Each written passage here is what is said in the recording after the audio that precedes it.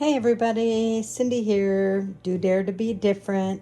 Today I'm going to try and show you how to do this paper towel holder cover.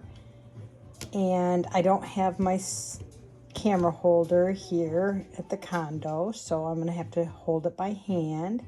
So I have my tearaway stabilizer hooped and my design on the machine.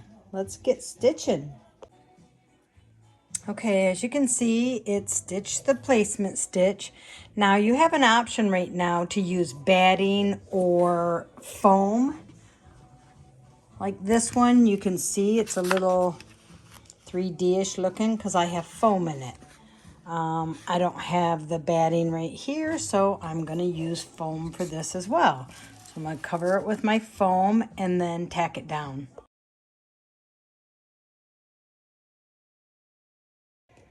Okay, you can see it's tacked it down.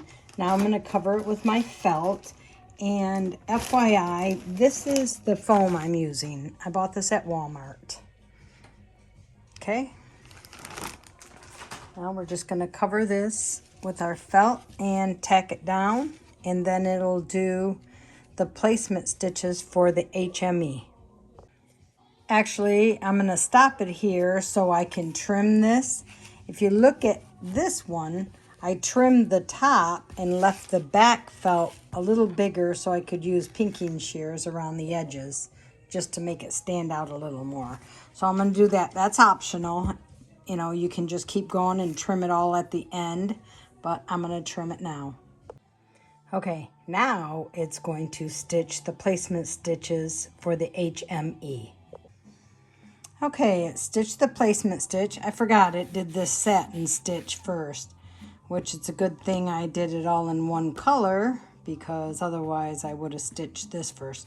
This is going to be the final outline too, but of course the final outline can't close the bottom or you can't put it on your napkin holder. So, with that being said, now we'll cover these with our material and tack them down.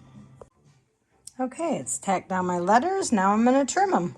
It also stitched the circle where you'll put your magnet, hot glue it, or two-sided sticky tape, or Velcro, or snap. Okay, I've trimmed my letters. Now it's going to do this stitch lace look behind the letters. Okay? It's optional. You can skip it if you don't want that look, but I am going to stitch it. And then it will do the satin stitch. Okay, it's finished the lace and the satin stitch. See it? Now I'm going to turn it over and put my back on. Okay, I have the back taped on. Now I'm going to do the final stitch. It does do a tack down to add the back on. So now if I wanted to cut the back away so it was just not raw edge, but satin edge, you can do that. But I'm going to cut it with pinking shears so it sticks out a little further. Okay, it's all done. Now I'll remove it from the hoop and then we can trim the edges. Okay, I got it removed from the hoop. Now I will use my pinking shears to trim the edges. This is the tiny little magnet I use. I got them off of Amazon. They have little sticky tabs that you put on the back of the magnet. Okay. And there we go. That's what the 6x10 looks like. There's the 7x12.